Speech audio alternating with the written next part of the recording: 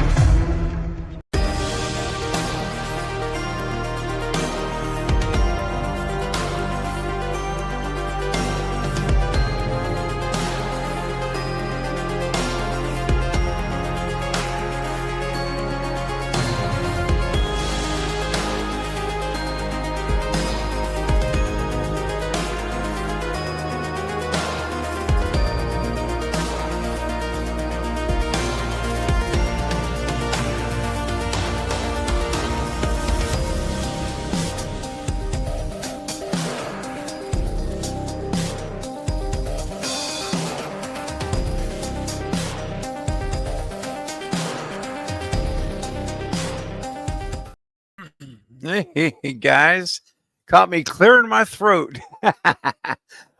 Welcome to Craven Something Scary, where it's all horror all the time. Well, guys, I am excited about tonight. This is going to be a fantastic show, and it's something I've been looking forward to for quite some time now, actually. And we're going to have a great time. And I just need my StreamYard to unfreeze, and it did. Thank you, StreamYard. Woo, when you're going live like this, guys, there's no net. And this is truly the case. So I'm so happy that it's, I think, working again. There we go. Anyway, guys, what a way to start. That just means we're in for a super great show. Real quick, just want to mention tonight, guys, we are talking Scream 7 theories, ideas, it's everything's on the table tonight. And so definitely send in your questions if you have some for us tonight, and we will get to as many as we can in the live chat. But I also want to remind you that because of time and volume, and we're already at 40 folks here, and it's going to continue to increase. I just want to mention we won't be able to get to everyone's comments as much as we'd like to. So please do not take it personal if we don't get to yours, okay? But I will tell you this, there is a way. If you have a burning question or comment for myself tonight or my guests on the panel, we can definitely get those addressed, and it's by sending in a super chat.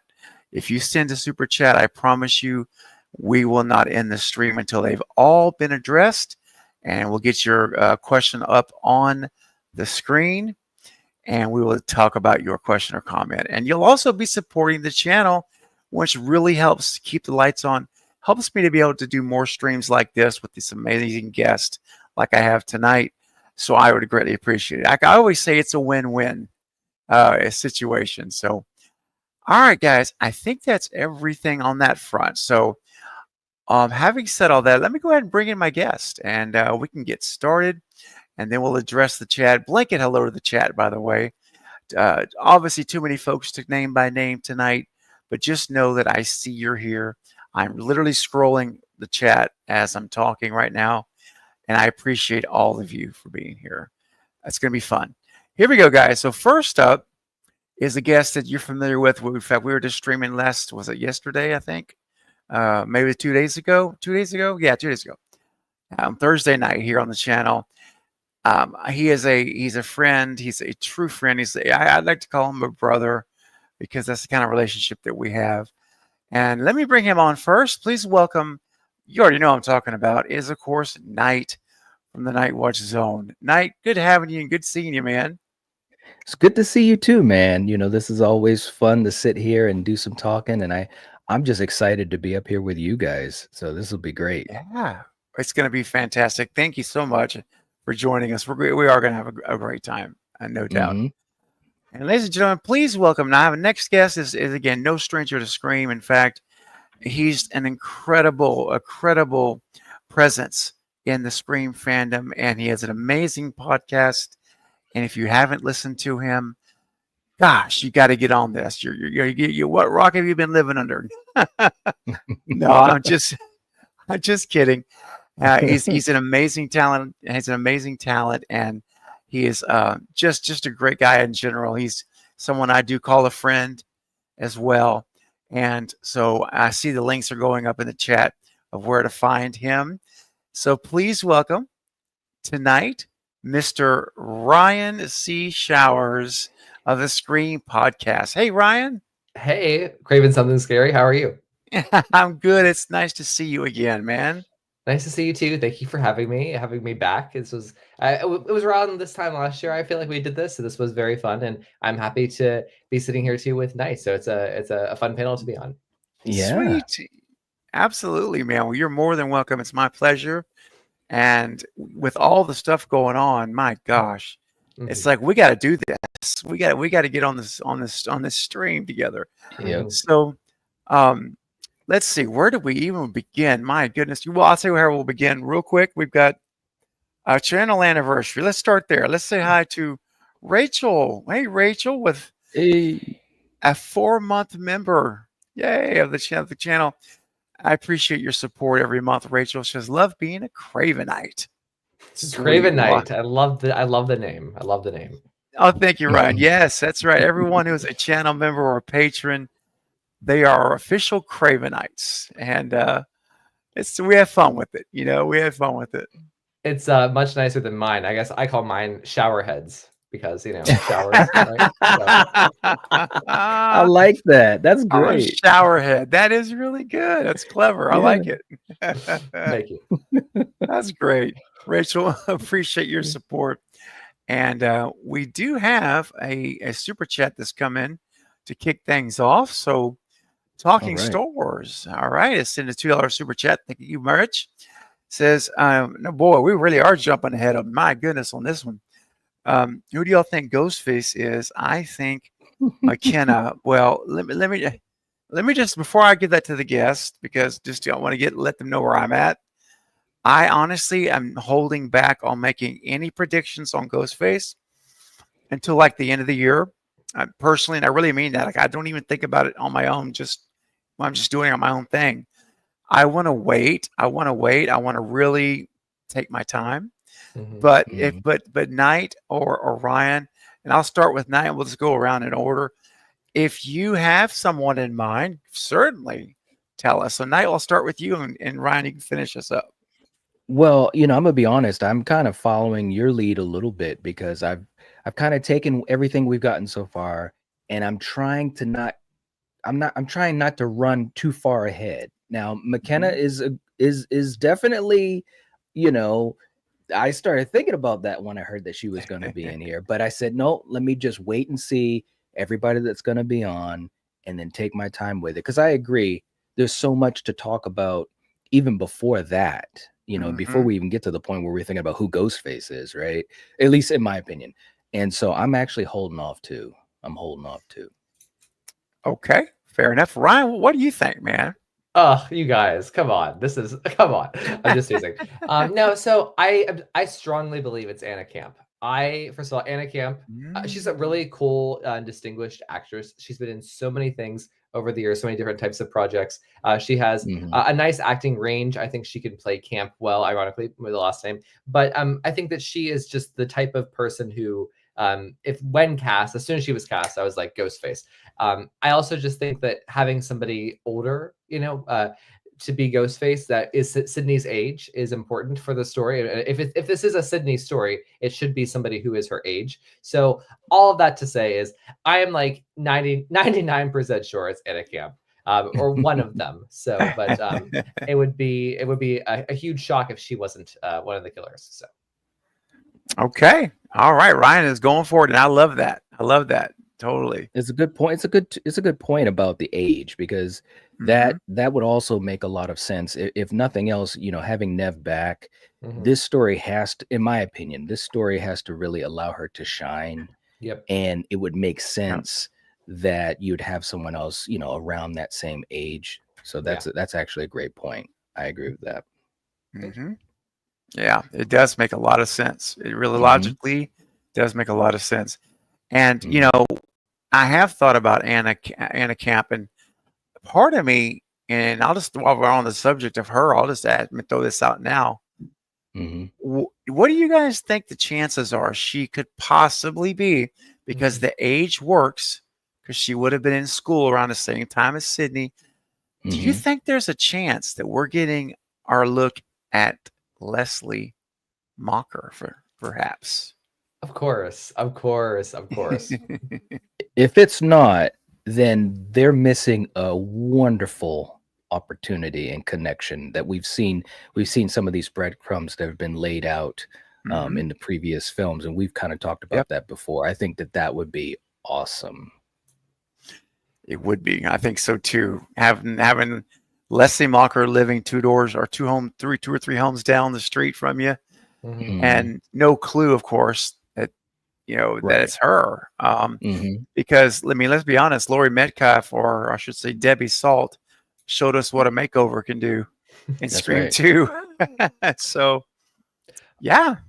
Well, and I just think that it would be a nice way to tie in the 5 connection, right? Scream 5 with the breadcrumb there, as Knight just said, but also, Billy Loomis got a lot of credit over the past 2 movies.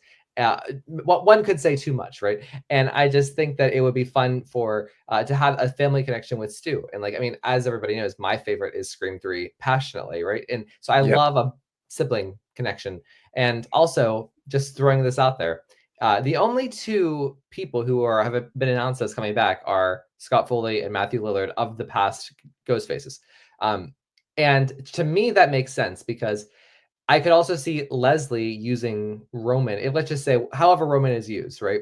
And because that is Sydney's brother, and if she's having revenge or whatever her motive is in relation to Stu and Sydney, Stu is her brother. So I think those 2 connections of the brother, I think, would be an interesting thing to explore. If no other killer is coming back. Right? Yeah, absolutely. And there's a lot of things that we could kind of learn and see about with Leslie in the scene, and or on the scene, I should say. So yeah, excellent point. And we've got another super chat coming in. Jeff Hill with $10 for the channel. Thank you, Jeff. Much appreciated. Says the end of Scream 7. They think it's over, and there's a phone call to Sydney, and it's Ghostface, and it's revealed in the next movie that it is Stu. So it's going to be Stu on the phone. And listen, you guys all know, and Ryan, you and I have talked about it. You know me, I'm the conductor of the Stu Train. I'm all about it. I've been a Stu Truther for 20 plus years. And so I love this idea of a cliffhanger, and maybe throughout the movie, because we know Scott Foley's in it. There's got to be a flashbacks with him, I have to imagine.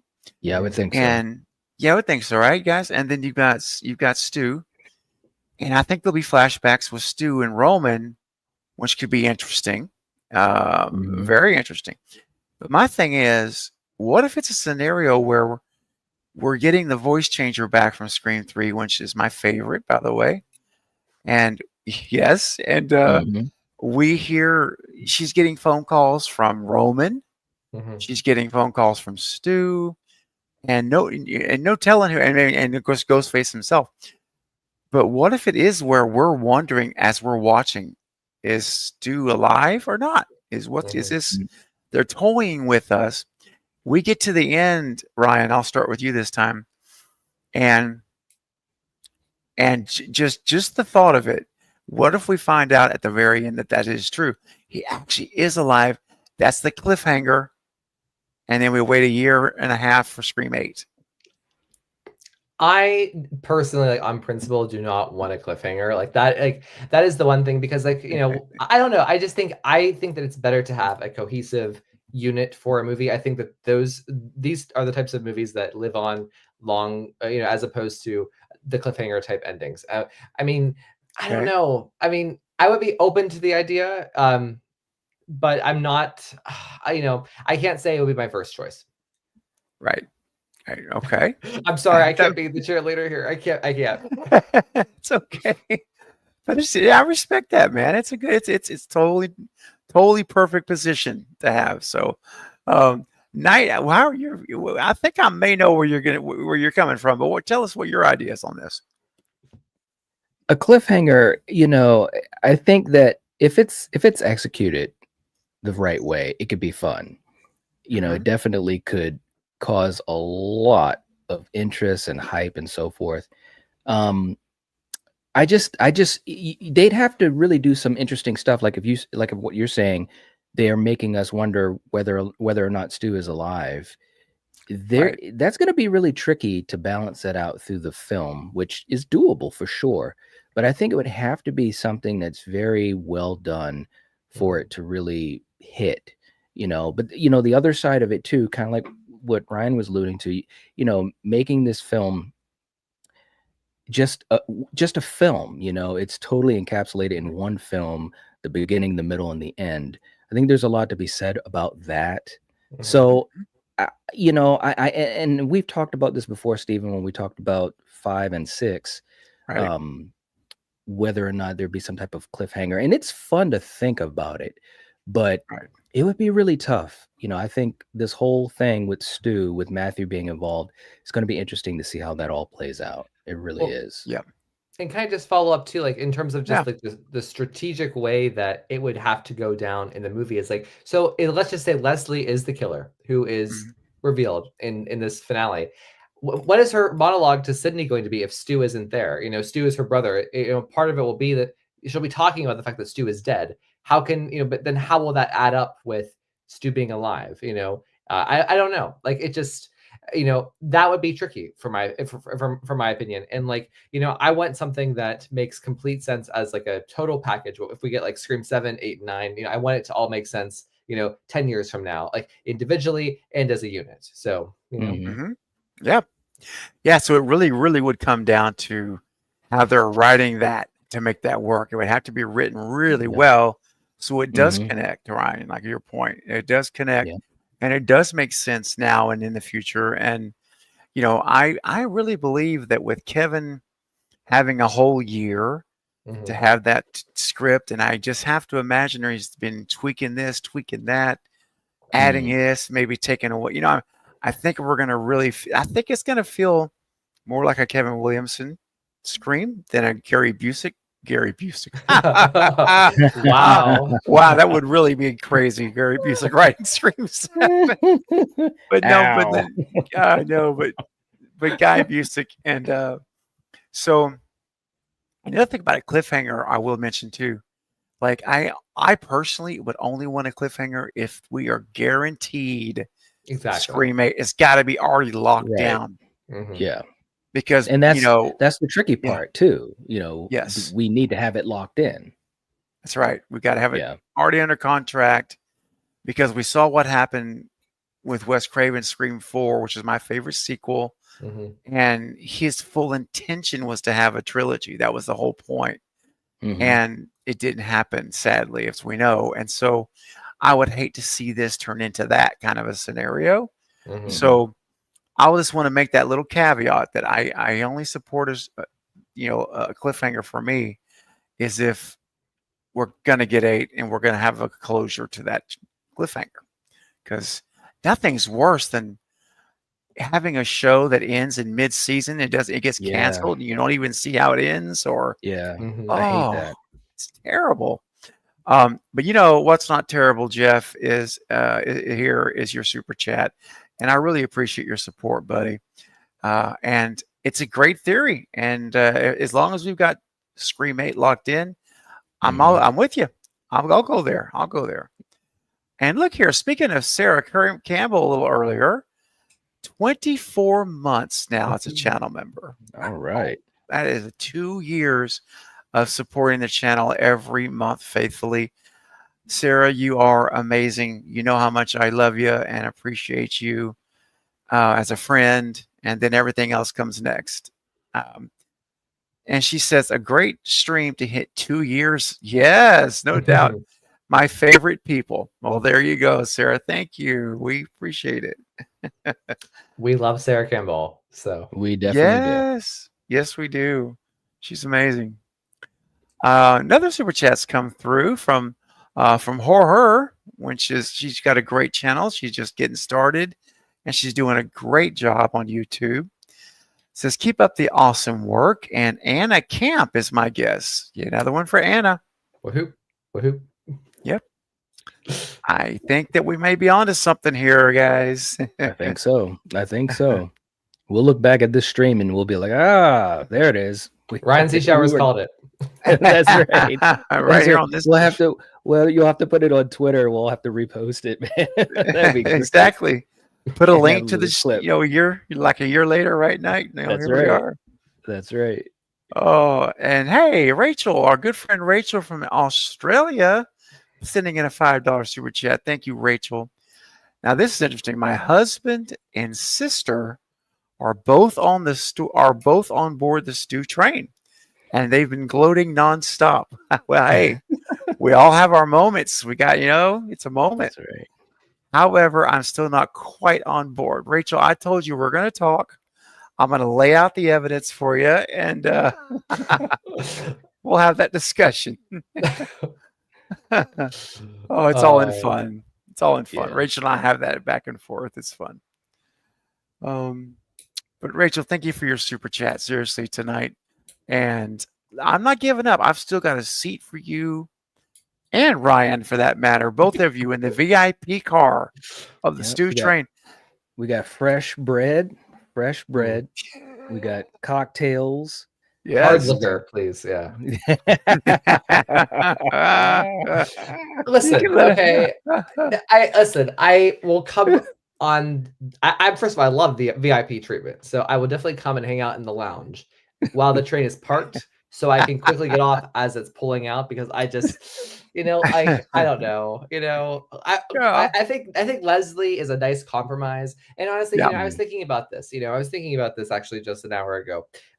How Matthew Lillard's big announcement, how cool that was, and how planned that was. And I still think there's a cool opportunity to kind of have a compromise where Leslie is almost like starting a rumor about Stu being alive, and that's what's kind of messing with Sydney, and using AI or the voice changer. So have Matthew having a heavy presence, in the movie. Just, I don't know, not alive. Yeah, it's okay, man. I don't mean to spit in the face of Mr. Stu. Stu is alive here, but I'm more open to the idea than I used to be, than the Ryan 2 years ago was, but I'm not totally there yet. So it's all right. Hey, we'll take that, man. Any movement towards that, we'll take it. It's all good. I will say though, I think what broke me was everything that happened post Scream, post Scream 7 revamp, I should say. I was like, oh wow, okay, you know what? The Stu Train does not seem that bad compared to this, what I'm dealing with right now. Oh my gosh. That's a good point. That's a very good point. Very, very good point. And it's like, yeah, Matthew it's crazy. Lillard, come here, give me a hug, man. That's awesome. I love it. Oh. And Rachel, thank you so much, Rachel. And I'm not giving up on you either. So you hang in there and we'll talk. But I appreciate your support, my friend, as always. And oh wow, speaking of support, look at this, guys. Jeff Hill has gifted 5 memberships to the channel. That is incredible. Thank you, Jeff. Wow, that's just it's so generous to actually give away memberships. That is incredible. Real quick, let's see who got the memberships. Jack over at Hack Productions was gifted a membership. Russell Dorsey, hey, coming back in the fold. Denisha Lane as well, Josh Brooks, and M. Jackson. All of you received your 1-month membership courtesy of Jeff Hill. So make sure, give Jeff a shout out, guys, and thank him for your membership and all that comes with it. And welcome to have you in the inner cult of Craven. So you're now Cravenites. All right, very good. Now, guys, gosh, Scream 7. Now, you know, there's some images I posted. I put up several exclusive images this week, and was very honored to do so. And I'm just going to pull couple of these up, and I want to get y'all's opinions. Mhm. One of these is where they shot out very early. It was the tavern. It was the bar, and we've gotten pretty. It's not like I wouldn't like swear on it or anything like that, but we've gotten pretty good in details about at least who. I'm just saying that who is inside the building, like Mason Gooding and Chloe, Chad and Chloe. So let's just take a look at a couple of these pictures here. So once you get in here, you can see how open it is, and there's the kitchen there, and then there's another shot here. Now take a look at, for example, there's so many almost winding, I hate to say it, but they're like winding turns and that you could run through, and you see another shot where you turn as you're walking in, and you see there that door, that's the bar area, totally separate from the restaurant. And so you could literally run into the bar there and see those windows there on the right. Well, those are the same windows we see later here on the right. See those windows? And so the bar parallels the restaurant. And so you could literally look through here, this window, one of these windows, and see Ghostface staring you in the eyes, but you're separated. And so it would be such a cat and mouse situation. I think it could be, guys, in my opinion, one of the most epic chase scenes in Scream 7 and maybe even Scream period, potentially. What do you guys think when you see this kind of a set to work with? I thought Kevin picked a great location. It's a great location. Yeah. Yeah, I mean, I think it's absolutely a great location. And again, Kevin is very intelligent, with these types of things. And if this is anywhere near, especially when we talk about like Scream 2, something that really just gets your heart pumping, and it's not just that it's a chase, right? Because we saw that like in 6. It's more that it's got stakes, the way that it's ramped up, like when I think of a great chase in the franchise, I always go back to Scream 2. And what was so great about it was not just the chase, but the fact that you had Dewey and Gale coming together and starting to find that romance. And then right when you were thinking about them as a couple, boom, we've got Ghostface, and then there's the chase. And Dewey obviously, starts off, and then they get separated, and then it's like, oh God, what's going to happen? And then Gale's on her own. So it was like ramp, ramp, ramp, ramp. And it was a great location because you had doors, you had, turns and places to hide and places where you could see both characters, Ghostface and Gale. And of course, Gale and Dewey were separated by the glass. So this is a great type of place to do something, hopefully, and we can only hope, hopefully that will be epic like that. I think it's a great location. Yeah, Ryan, what are your thoughts about this particular location? I love it. I love the woodwork. I think it's pretty, but I think it also matches the town of Pine Grove really well. I think that, like you explained with like the windows, I think that there's a lot of opportunity for suspense, and I think it's really cool. I think it's a really nice location, and like it just gives me like hope that we are utilizing like real locations like this, more so than sound stages. I couldn't be happier, honestly. I think the inside of the bar looks so cool, so I'm happy. Yeah, same here. I mean, and I'm just seeing how this is how Wes would have, shot his first 4 movies. He's on location. He is at real places for the most part, and it seems as if Kevin Williams truly is taking Wes's playbook and is trying to make his own version of Scream, but with Wes in mind. And Kevin even said, remember in an interview when shooting began, that every single day Wes Craven's on his mind every day they're shooting. And I think that's incredible. I think it's wonderful. Agreed. And I also hope that means that Marco Beltrami gets a phone call, folks. Guys, how would you feel? Maybe it's just me, but I am so like I love Marco Beltrami as a scorer, Yeah. as an artist. Mhm. And so Ryan, I'll start with you, and Knight, I want to finish with your thoughts. How would you feel if Marco does the score again? Oh my God, it would be the best thing in the world. It would feel like, Right? wow, we are really going back to the original trilogy and like trying to mirror all the ingredients that made Scream, the first three, in my opinion, so great. You know, that cohesive technical vision. And, you know, I think it would be fitting also specifically because of the type of story we're getting, which is a Sydney story. And what's so important to the first three Scream movies in terms of setting the tone of Sydney is the music that goes along with Sydney. I think that especially the music under Sydney's scenes in Scream 3 is so good.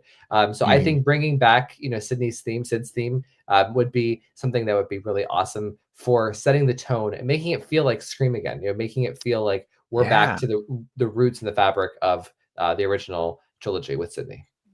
Yes. Knight, do you agree? What do you think, man?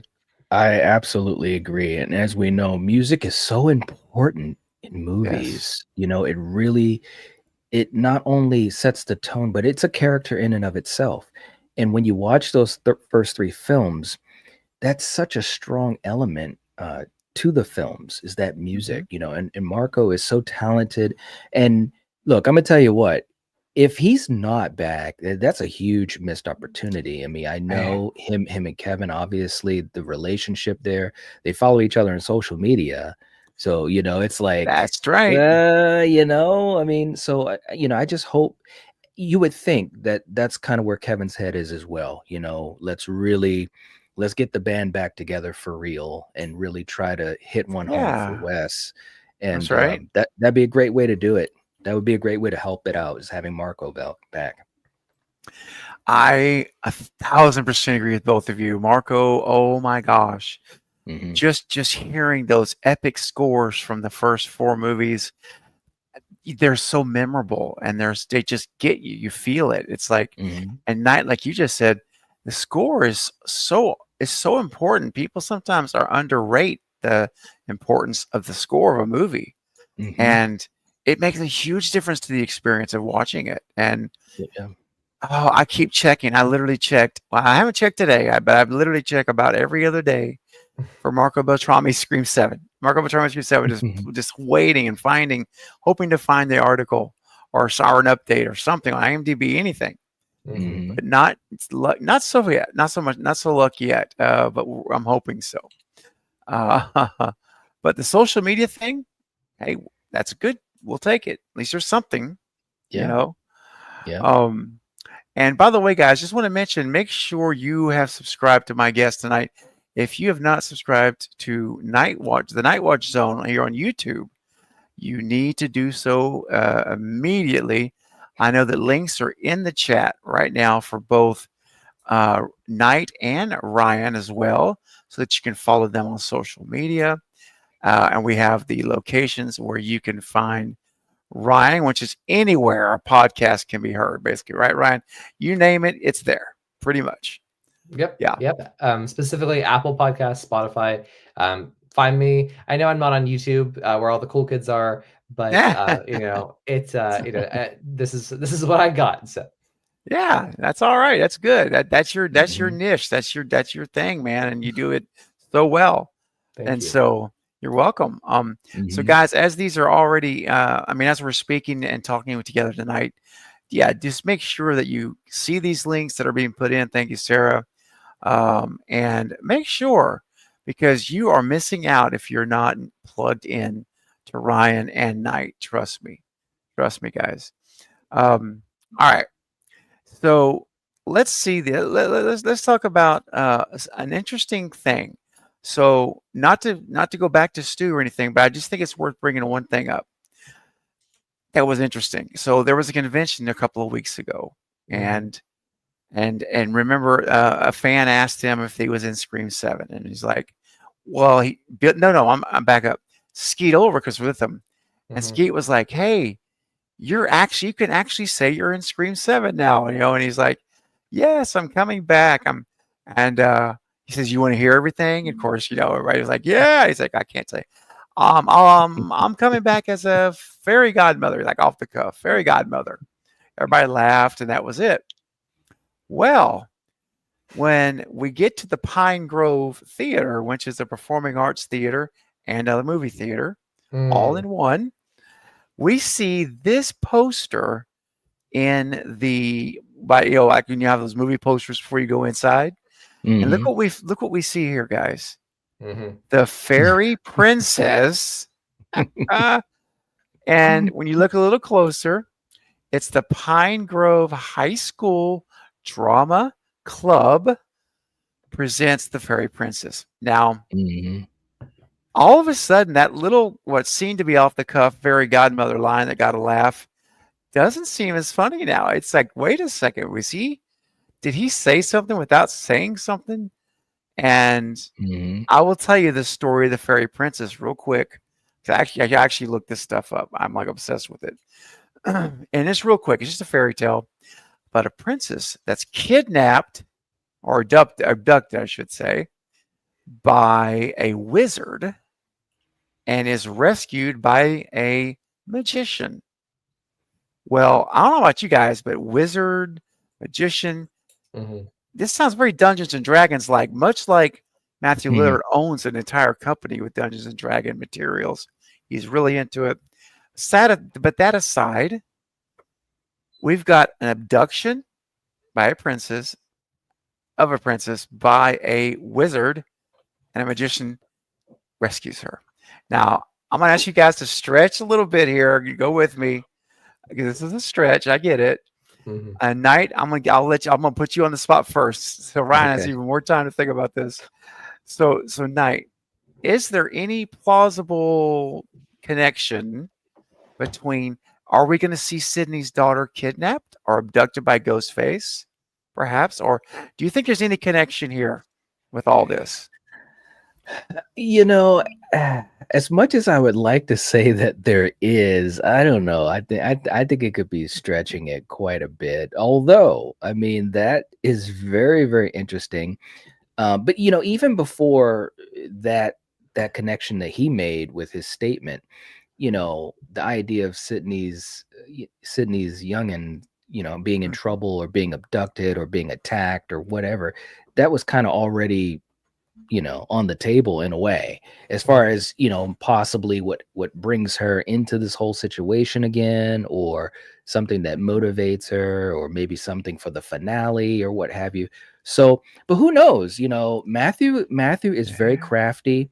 When I met him at a convention a couple years ago, he's just a bowl of fun. So who knows? Maybe he was doing that really super deep dive, man. There's possibility to it. Yeah, there is. Ryan, how about you, man? What are you thinking about that? Oh, of course. I mean, there is something up with this. I just like Cassandra in Scream 2, the play that kind of symbolizes Sydney and her kind of her character arc within the movie of Scream 2, and connects larger, right? I think that the same will be true of this drama club production. I am very excited by this because it's also, even though I think most of us are wanting a very mature tone for Scream 7, like we want it to feel like a grown-up movie, like the first three felt, right? Or even I would extend that to Scream 4. It's having a drama club is still something that doesn't necessarily feel juvenile. I think that it could be done in a really cool way because of what you're describing. Like it can be metaphorical, it can be symbolic, there can be an allegory with Sydney and her family, and yeah, I would love it. And I think that again, my number one goal with this movie is I want Sydney, I want to explore what Sydney's like as a mother, and whether that means her kids are kidnapped, at some point, which I think if they are, it would probably be closer to the finale. I think if they were kidnapped the entire movie, Sydney would be in panic. I don't think that the movie couldn't function as a normal Scream movie if they're, if she's in that stress for the entire thing. So that's my 2 cents. Makes sense. I think you're right. I think if there is an abduction, it's the end. It's the third act. And that's how the third act begins. She gets a phone call from Ghostface. have you checked on, your daughter recently or lately or what? I don't know, something that tease her off. And then, of course, her cell phone's turned off. Nobody can find her. Boom, we got the abduction. And then now we got to go rescue her. And that's where everything ends, wherever that place is. I think that makes total sense. And so part of me when going into the movie now really is thinking that might be our finale or how it starts with an abduction of her daughter. Yeah. And how cool is it that we're probably going to get a horror set piece within the high school? It's not something that we ever got with any of the Scream movies so far, even though I guess we have Principal Hembry, but like in terms of like having a big set piece that lasts, 10 minutes or so with the main characters, like that's not something we've ever had before. So I think it could be really, really cool. I agree with that. Let's take a look here. We got a super chat just come in from Jeff Hill again. Thank you, Jeff, for your $5 donation to the channel. It says, I was thinking, do you think they can have an opening kill in that bar and grill restaurant? In that bar and grill restaurant. Sorry, I'll keep reading. Give me a good scene for that. So opening kill. So guys, do you think that might be our opening kill scene? I mean, I don't know. We know Chad and Chloe. Not 100%, but seems pretty good percentage that they're going to be. They were there filming the filming of the scenes. So, what do you guys think? Do you think that we might get that as an opening? Well, I mean, it's possible, but there's a part of me because I really dig it so much as a location. I'd almost want to see it, further into the film. Something that kind of, something that goes on longer than what an opening kill would be. I also think for an opening kill, of course, there's a lot of different ways it could be done. I just don't know if you'd want to have the possibility of a super big chase scene at the beginning of the movie. You know what I'm saying? You don't want to just shoot your big shot so early in the film. I think what would make a good opening kill, and we've had, quite a few in the franchise, but something that takes its time and it builds up, and then, we have something going on rather than, an elongated chase or intense scene, so I don't think so. If I was to bet, I would say I don't think it'll be part of the opening kill. All right.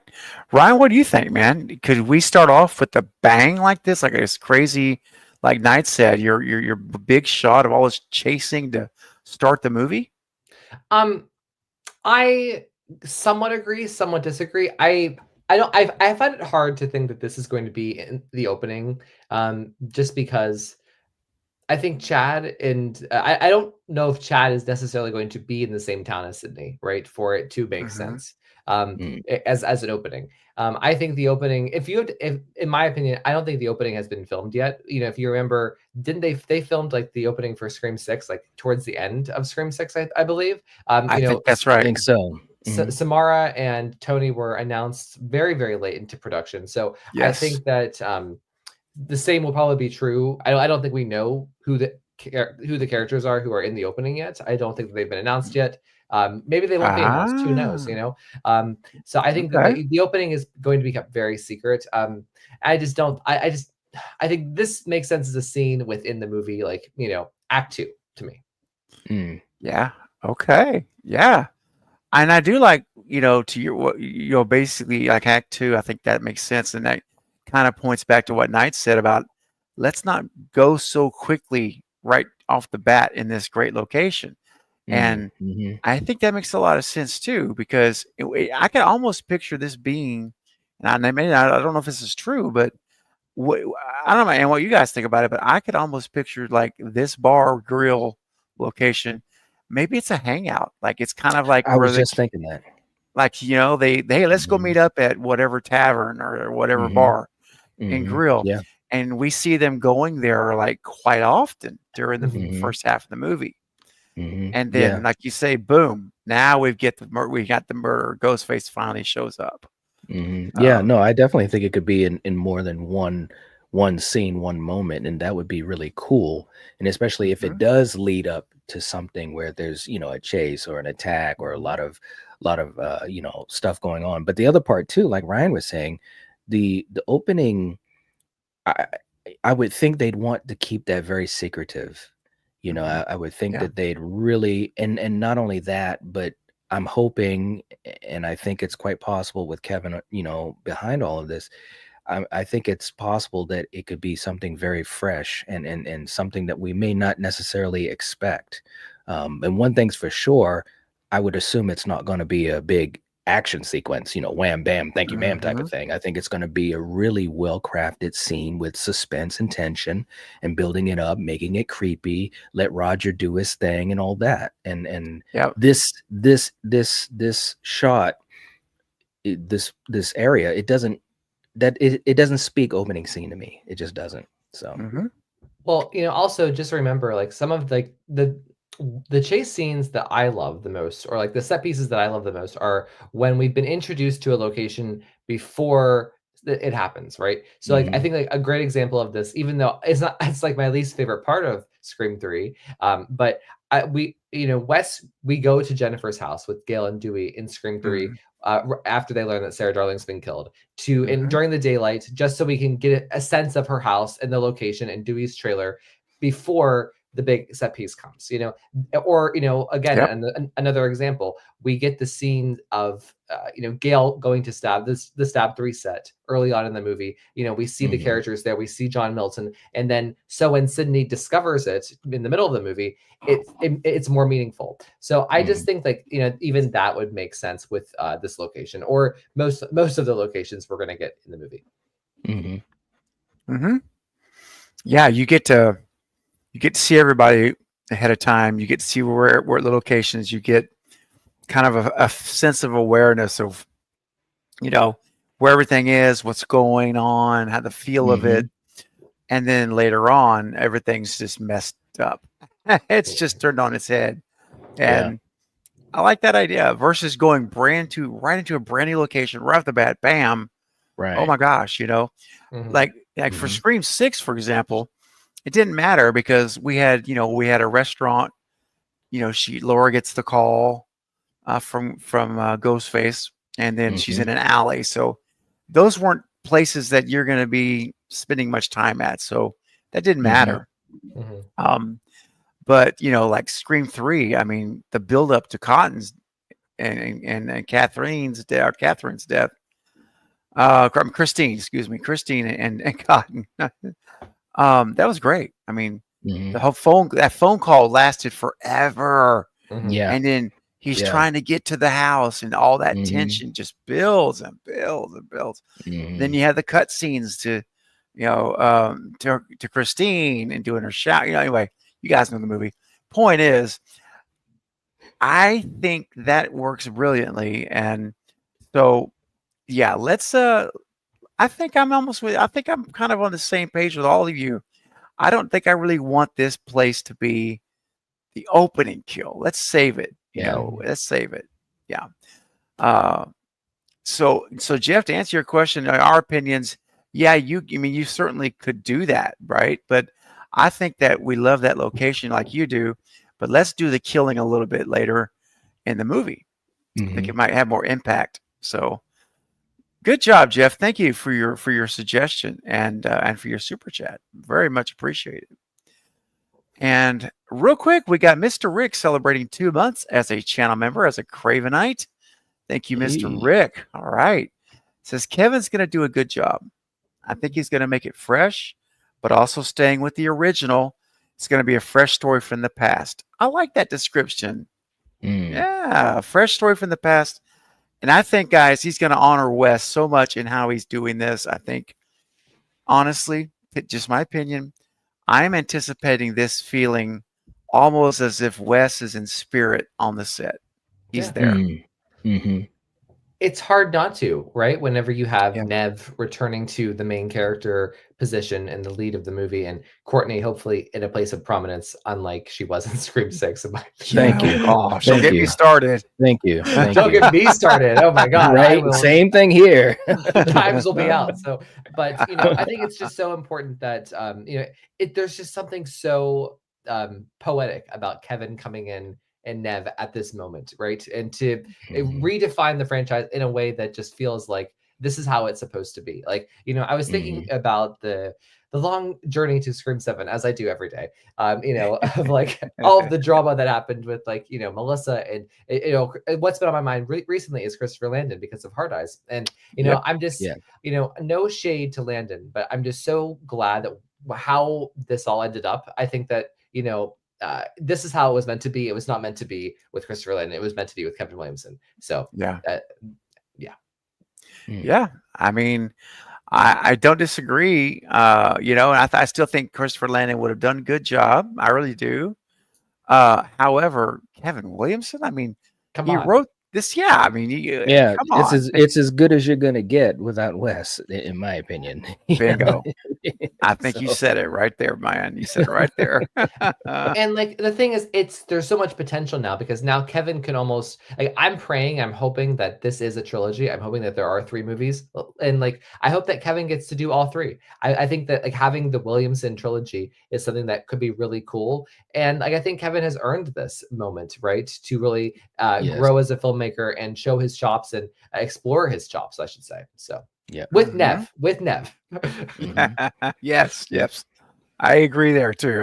Let's keep Nev in this thing in the center, and that would be amazing. Give Sydney another trilogy or second trilogy for Sydney Prescott. Yes. Hey, real quick, I want to mention to everyone that's watching, if you're having a good time with us tonight, please do me a favor and smash that thumbs up button on this live stream. We're averaging over 80 people and we're at 61 likes. So come on, guys, let's get that up. It takes 2 seconds. All right. Smash that thumbs up button. It helps the stream go further out in YouTube. The algorithm likes that. And also it helps it go further in replay when the stream is over. So would much appreciate that, guys. And Sarah, thank you for continuing to remind everyone to also hit that smash button. Or that thumbs up button. Thank you. All right. We've got another super chat. So let's bring it on up. Bobby's Breakdowns, my buddy Bobby with a $10 super chat. Hey, man, thank you so much. Also a faithful supporter of the channel for I don't even know how long now, dude. Long time. I appreciate you. Says you the man, Craven. Well, thank you, man. I'm actually meeting Roger Jackson next month. Ooh, good. Along with Gina Davis, Susan Sarandon, wow, Danielle Harris, and Chris Jericho. What a nice lineup, man. Some seasoned actors there. I just wanted to pop in and say, what's up? Bring Melissa back. I know you're a big Melissa fan. Thank you, Bobby. I appreciate that, man. Thanks for your support of the channel and for saying hello, man, and enjoy meeting Roger L. Jackson. Dude, that's going to be so cool. That'd be so cool. Definitely. Sweet. Now, we've got another one here, a theory that's interesting. This is from JT over at Made Out of Resin. Well, what's up, JT? Good to see you, man. Says, I think we're going to get the original Scream 3 idea. Think about it. Sydney is the lone survivor from 96, excuse me, besides her dad. It's been 30 years. Stu is going to recreate the 96 murders with a better plan. Interesting. Wow. Okay.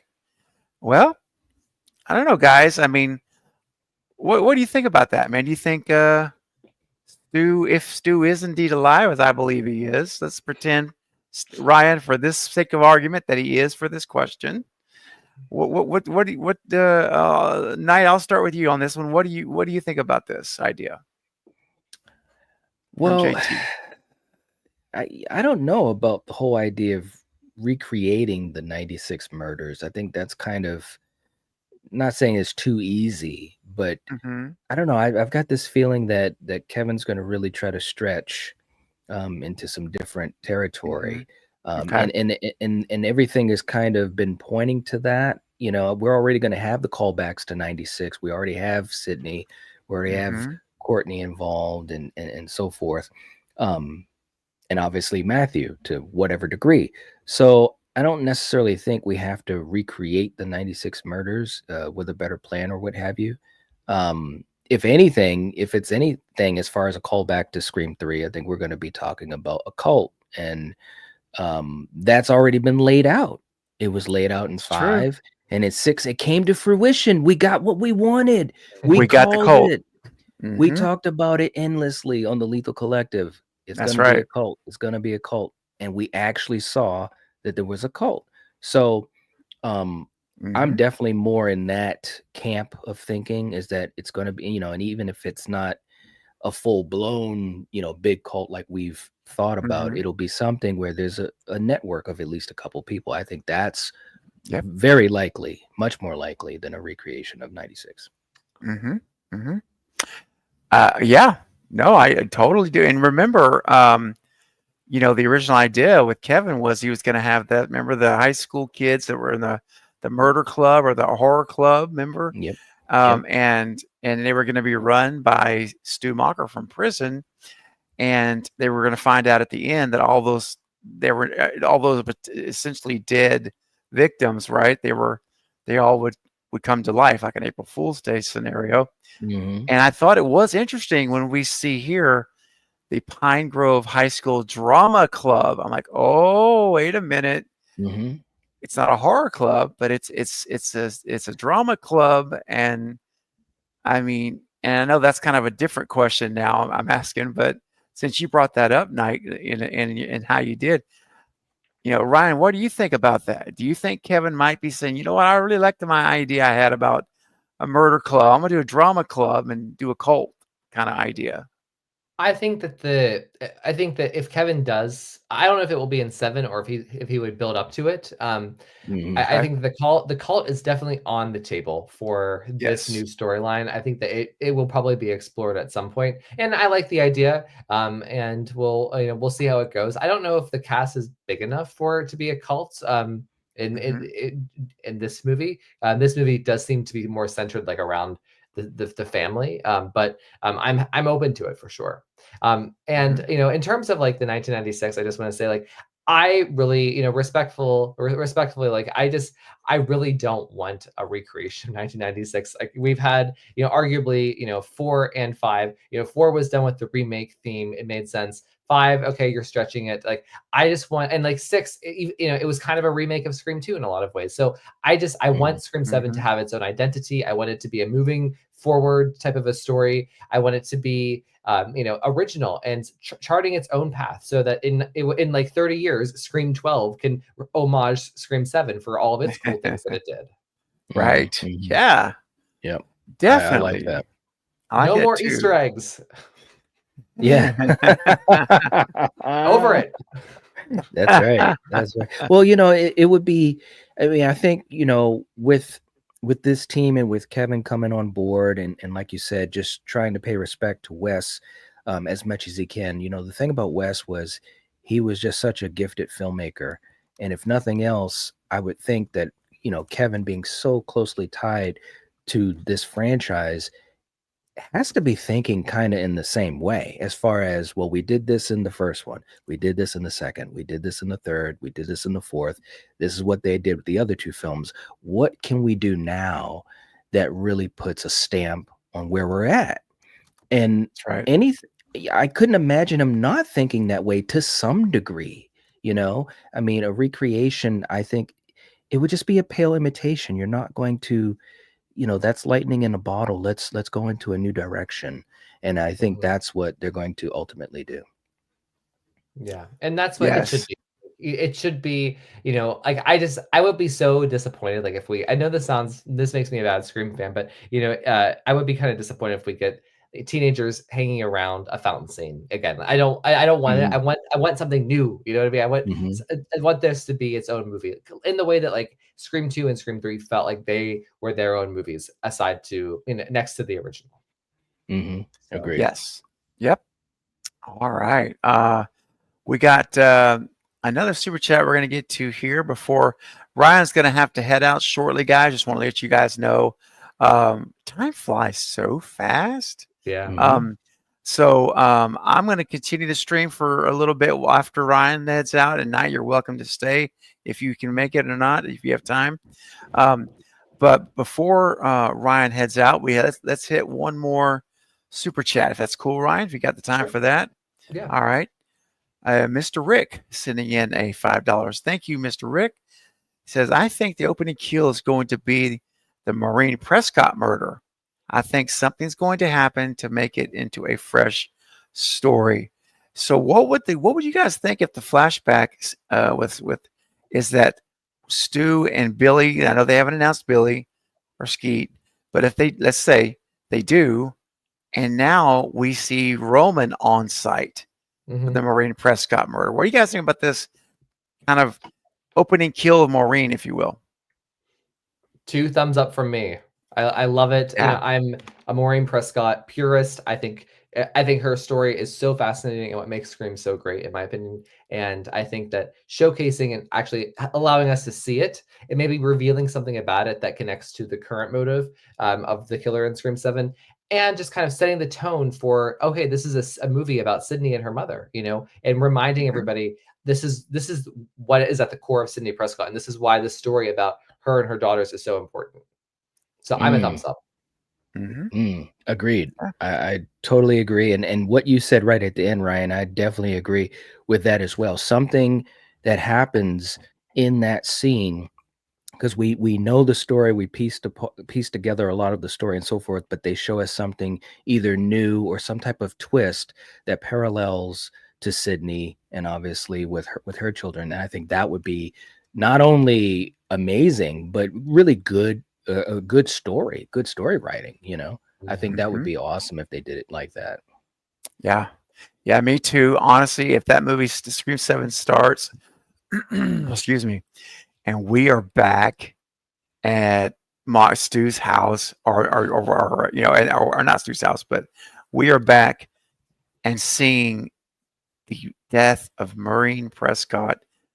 I would get chills. It would be chills. And seeing that Roman was there, already involved, already there in it's supervising almost, if you will. That would be unbelievably amazing. So I also with you, along with the both of you, 100% double thumbs up for sure. Well, guys, listen, we're gonna say goodnight to Ryan. Ryan, thank you so much for joining. This has been so much fun, and it went by so fast. So I really appreciate it. And hope you had a good time. Thank you. Thank you for having me and allowing me to share your platform here. Of course, anytime. You are welcome. It's an open invitation, my friend. And guys, remember, listen to Ryan on Spotify. You can click the link right there. You can check him out over on Apple Podcasts as well. And of course, on X. X is definitely, you want to follow him. Very important. You can even join his Patreon by clicking this link here. It's all there. It's good, some amazing stuff, great content. You'll enjoy it. Trust me. You'll hit play on that podcast and you'll be just feeling the rhythm. It's so good. And so seriously, Ryan, thank you for being here. I really do look forward to us doing this again in the very near future. It would be great. Absolutely. And Night, it was nice to hang out with you too. Yes, awesome to hang out with you again, Ryan. It's been a long time and this was awesome. Thank you so much for being here too. Sounds good. Ryan, we'll catch you so soon. Thank you, man. Bye-bye. Good night. Bye-bye. Oh, Night. I tell you, man, this has been fun. And listen, I'm good to go for like another 20, 30 minutes if that works for you. Is that all right? Somewhere in there? Or 15? I've got it. Well, I've definitely got another 15. I think the kids are all set for a little bit. So good. That's nice. That's always nice. Yeah. Oh, well, one thing I just, is we've been talking, it's been going so quickly.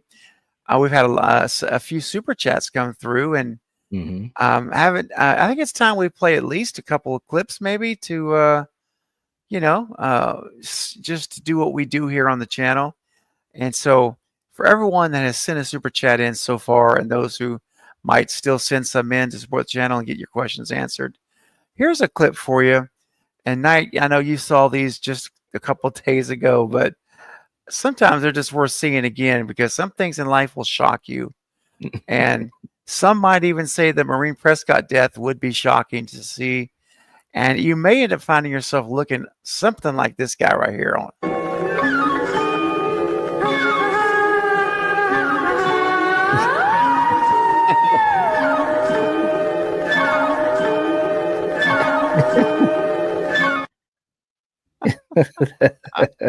I mean, you never know, man. Woo, boy. You just never know. You never know. You don't. And finally, one more super chat clip to cover everybody.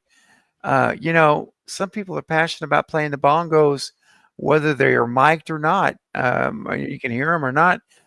And here's an example.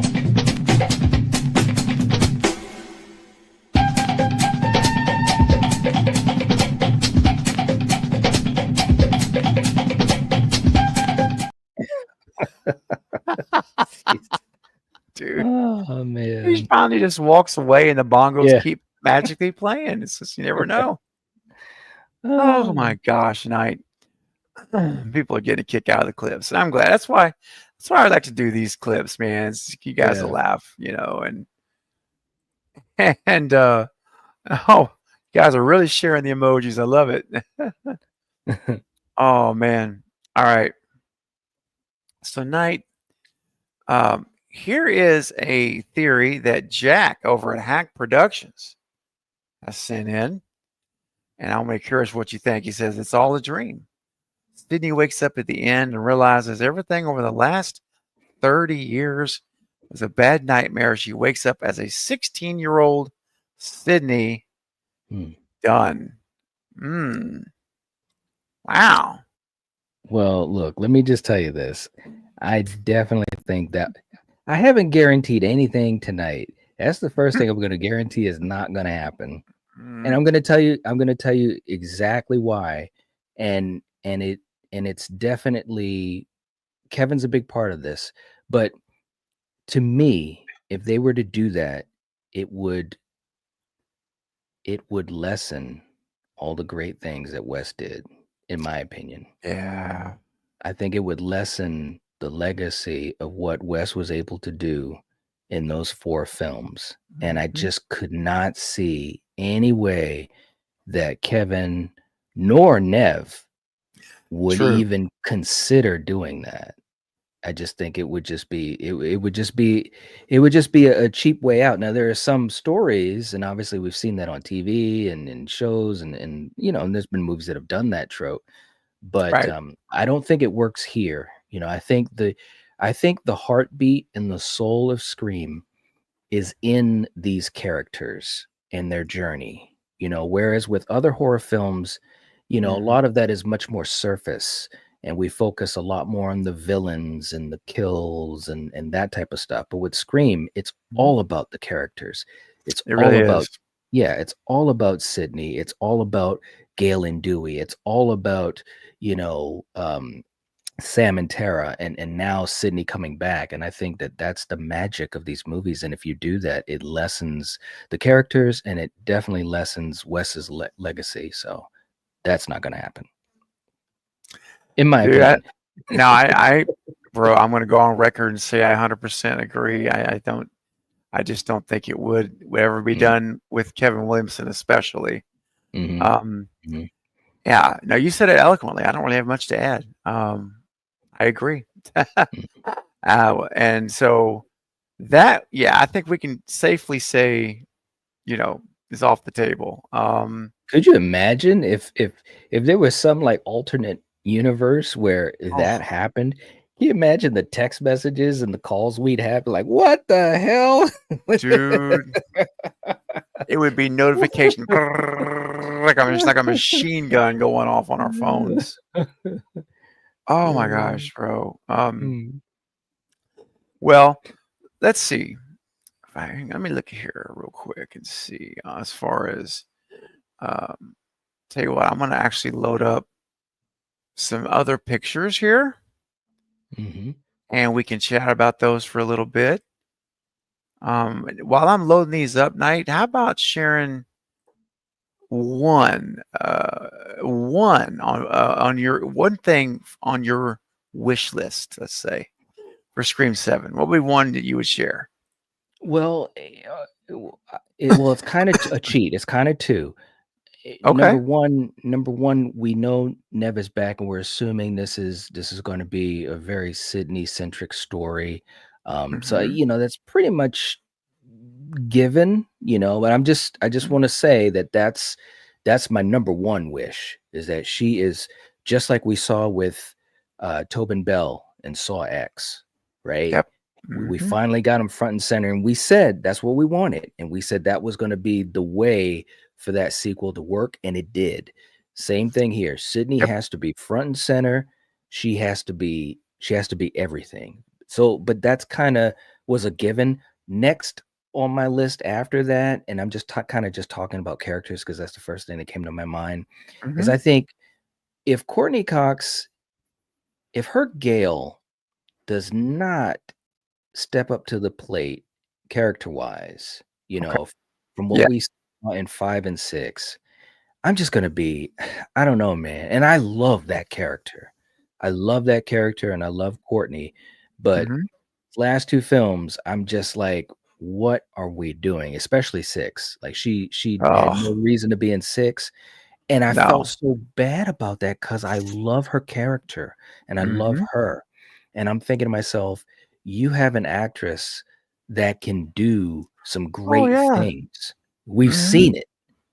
1, 2, 3, and 4. Well, and even 4, but especially 1, 2, and 3. She was just amazing in that role.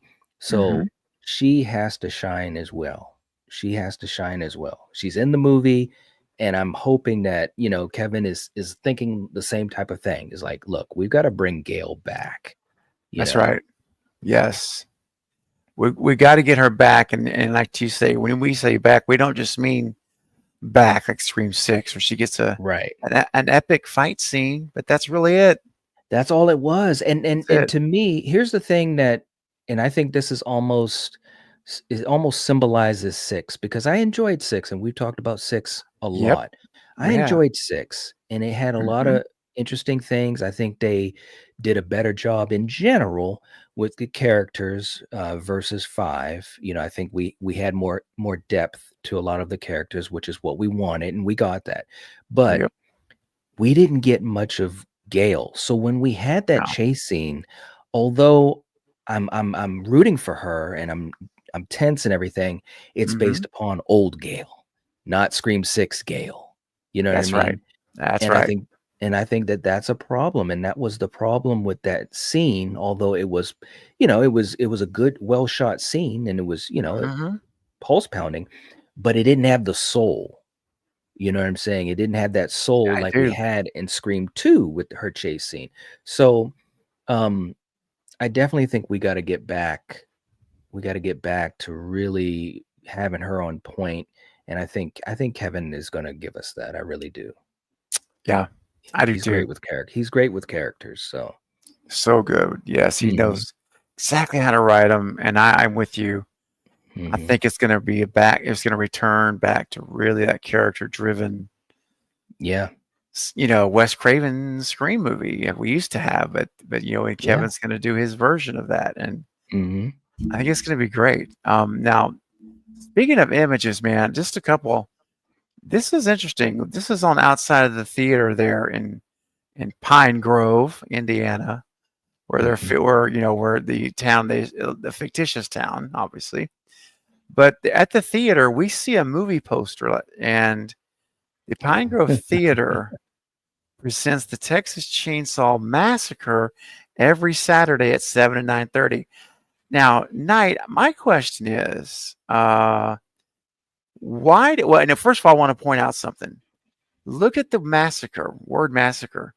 It has the scream slash through it. You see that? Yeah, that was interesting. Definitely a scream slash. You see it.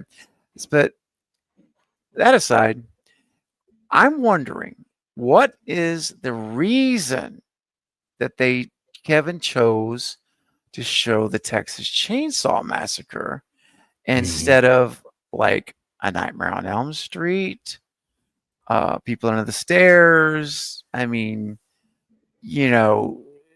anything. So, shocker. Mm. What do you think, or what's your opinion on this Texas Chainsaw Massacre? Do you think there's some connection there?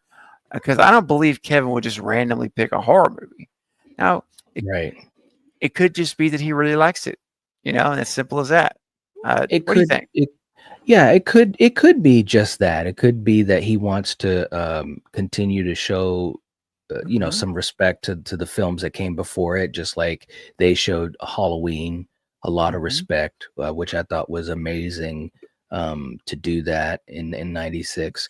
And I think this is another opportunity to kind of give respect. The late great Toby Hooper, and TCM is just one of those films that is just going to be forever ingrained in the the mountaintop of horror films, because at the time there was nothing like it, and to be quite honest, it's still very unique. So I think it could just be a shout out to a legendary film and a Yep. legendary filmmaker.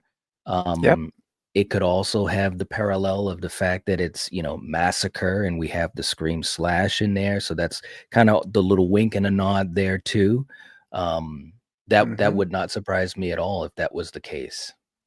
Yeah. I mean, and I'm not going to try to read too much into it. I mean, because like you say, I think it could just be sometimes it's just a simple answer is the right answer. Hmm. Of course, I think if there is anything else to it, we'll find out eventually. But yeah, We will. it could be that simple. I guess. I guess part of me is like, I just wish it had been a Wes Craven movie. Yeah, that's Yeah. all. You Yeah. know, Yeah. Yeah. Well, like why did you pick this? yeah, you know, no, I agree, and maybe there'll be something else that we haven't seen yeah. that will be a West nod, because I'm sure it would totally surprise me if we don't get a West nod in there. You know what I mean? And so maybe it's just something Mhm. we haven't seen yet. Yep. And JT's kind of pointing out the fact that Texas Chainsaw Massacre is about their family, the Mm, crazy family in Texas, and mhm, he's saying family equals family of killers, mhm. like Stu and Leslie. Maybe I mean that's a good point too. I think that's very Yeah, possible. yep, I agree with Could be that. like trying to connect that right, family and family to killing together. Hmm. Mm. Now that's a good. That's actually a really good something good to think about, JT. Yeah. That's good. Yeah. All right. Now let me show you another couple of images that I thought were really cool. Um, they were downtown in the town they're shooting at here, and you can see this Dottie's Diner is, by the way, not really a diner. It's literally Hmm. just like it. You can almost see when you look in there. Yeah, it's a fictitious diner, but they're setting up an audio setup here, and the guy you see sitting there looking on the left with his headset on, Hmm. he's some type of an audio producer, audio engineer, because the long pole by the light on the side of the building, we find out here it's an actual directional microphone. And so just a little insight to the crew. I thought it was kind of neat. We could see, Hmm. he's audio engineer. So whatever's going on, they're all looking over here or to the left. They're all looking at the same area where it's pointed. So they're filming outside. And there is one of the microphones that are directional mics that are set up to capture the audio. And, maybe it's a nerd shot, but I like it. I thought it was neat to Yeah, show it. I think so too. It's something cool.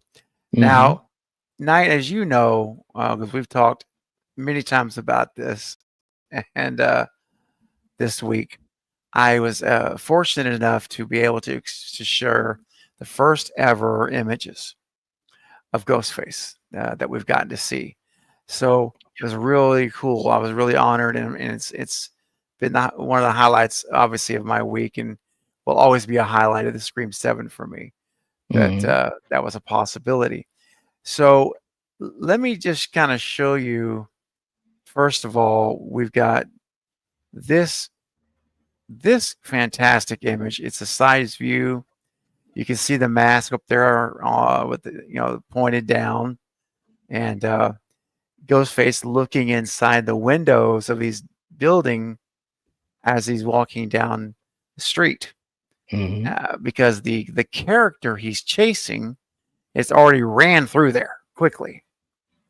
And what was interesting, Knight, and I thought of you when I saw it, the footage, and got the footage for this, because unlike, and I'm sure he'll be running at some point in the movie, but unlike, I'm sure, but unlike most of the Ghostface chases, instead of like chasing behind this character, like, 2 feet behind her or really close, it was shot with the character, who I will not reveal because I feel like that's a spoiler. So, look, let's be honest. All of us knew Ghostface was going to be in Scream 7. All of us knew he's going to be chasing people. So this is not a spoiler. It's just not a spoiler in my book. However, the character Ghostface chases runs through, constantly looking behind them, frantically trying to find somewhere to hide. And then they run into a coffee shop. Well, then, after they're already inside, all of a sudden, Ghostface turns the corner from the alley, and he's walking. Ghostface is walking, Knight, not running, totally confident, completely in control. And he's looking in. I say he because I always say he for Ghostface. Doesn't matter what. It's just whatever. Ghostface to me, it's just he. So if you hear me say that, just remember that. But Ghostface is looking inside windows as they are walking down the sidewalk. And then he continues to walk. Now see here, he's turning the corner where he was. And you see where it says coffee on that door or window? This is the place that the character ran into. And so Ghostface turns the corner walking here. And then after Ghostface walks past the window, and then they called cut, and they stopped shooting for a moment.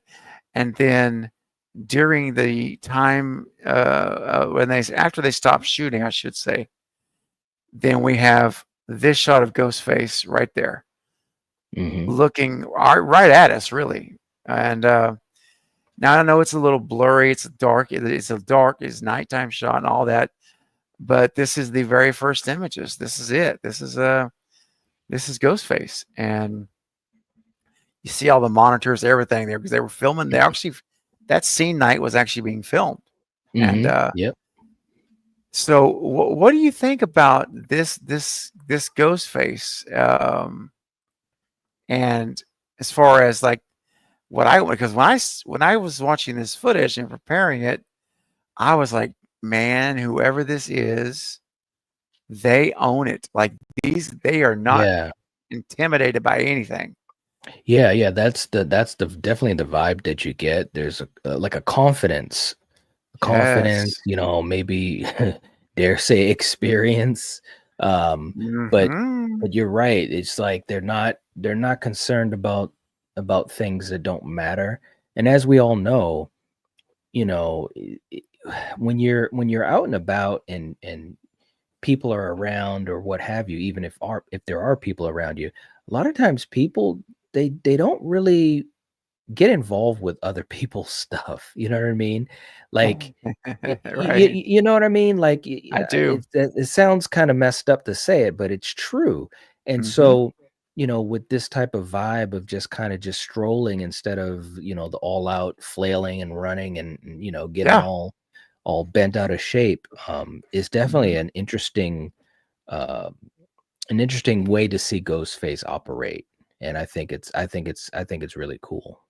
I think it's really cool. And it's exciting because, again, we've talked about this before, and I know a lot of people in our community have talked about this before, seeing Ghostface be a little bit more polished, would be a cool thing instead of, flipping, falling, flipping, tripping, and all of that type of stuff. I mean, we still may get that, and that's fine. I'm not saying it's a bad thing, but when you have these badass moments with Ghostface, I think it's really something to behold, in a Scream film. It's really cool. You know, it looks cool. Yeah. Yeah, man. Yeah, I'm just excited because, you know, when I see something like this where you got this super confident Ghostface who really they're just saying like, I don't give a flip. I'm walking down the sidewalk in public. I'm not even trying to hide it. I'm not even running. Right. Dude, I just think, man, was that something Stu Macher would do? I think he might. He might. It, you know, again, there's the experience, the confidence, you know, whether it's you know, a super smart thing or not, but you know, people that have that level of confidence, or the type of confidence that we're speaking about, they really do feel larger than life. They feel like they can almost achieve anything. And I mean, that kind of fits the bill. I'm just saying, It you know, does. things add up a little bit there. So I mean, JT's even saying he's head up straight. He's no slouching. That's an experienced killer. So I'm telling you, you know, it's certainly something to think about, my friends. Because Stu Macher, I think, would exhibit all those characteristics. Yeah. All of them. And guys, remember, we're almost done, guys. We're gonna start. I know we still got like almost 80 people night with us tonight. All right. So you know, give me maybe night. Just give me like a 5-minute heads up when you think your time is wrapping. You can, and this I'll know ahead of time. Otherwise, well, I'm gonna keep on rolling until I see you say that.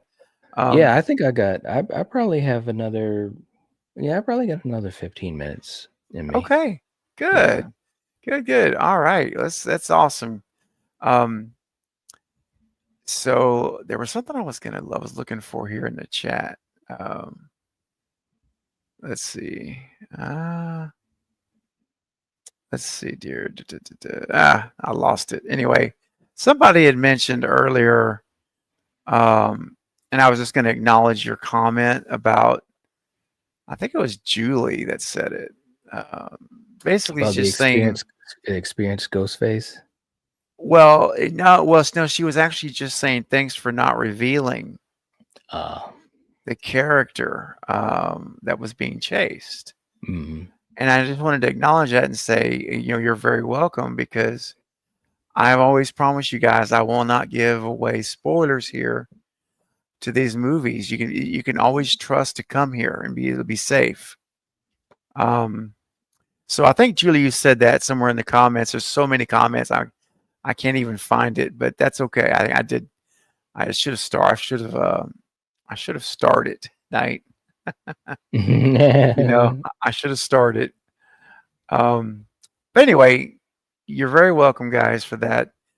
And it's a safe place. I promise you that. You can come here. It's always going to be safe. All right. Let's see. Paula has a question. Hey, Paula. Says, the mask looks modified. Does the chin look longer to you? No, I think the mask is, in terms of structure, the construction of mech structure, I think is still the same. I will say this, though. This mask does look to be a bit aged, Knight. And it's not like the ultra white masks that we're used to seeing a lot.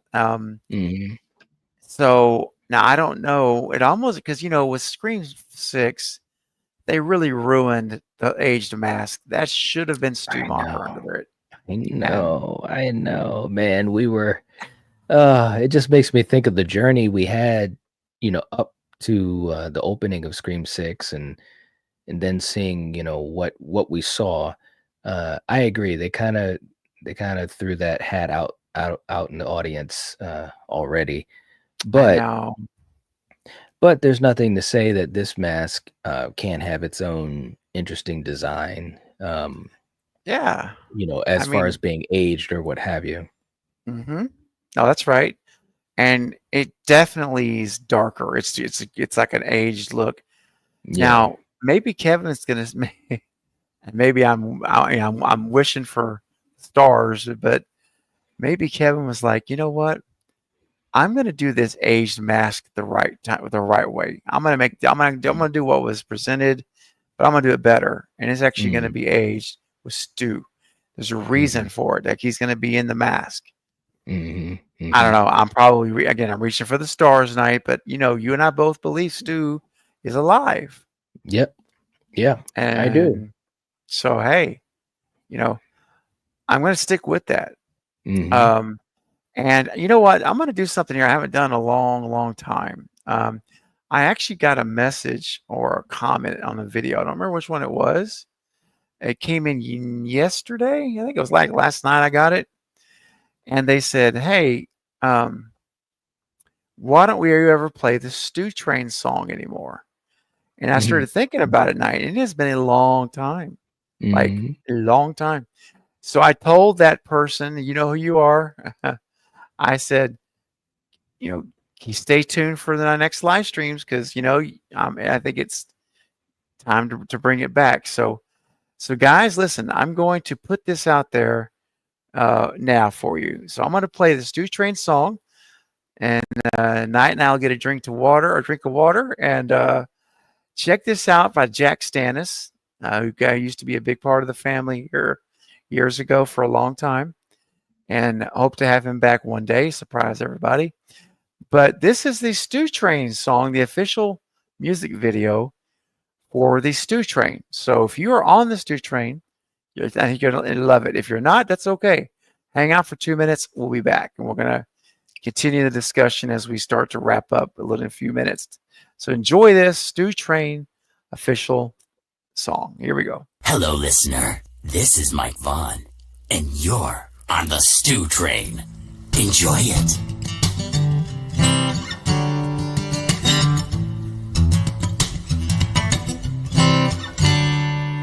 Hi, it's Nancy and Ritter, the girl in the bathroom from screaming, and I am on the Stu Train.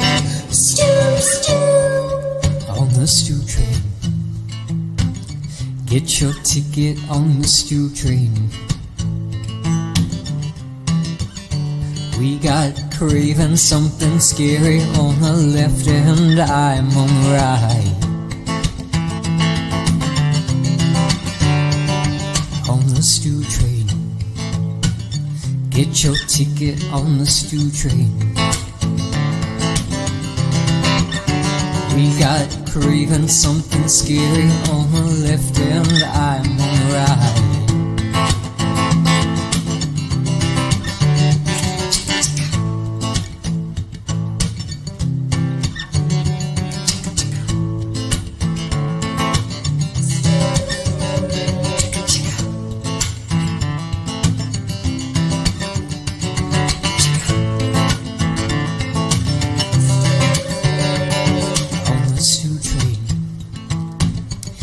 Your ticket on the Stu Train. We got craving something scary on the left and I'm on the right. On the Stu Train. Get your ticket on the Stu Train, baby. Craving something scary on the left and Stu's on the right. Yeah, there he is. Stu's on the right. Yes, he is. Yes. Matthew Lillard. And Stu's on the right. Get your ticket on the Stu Train.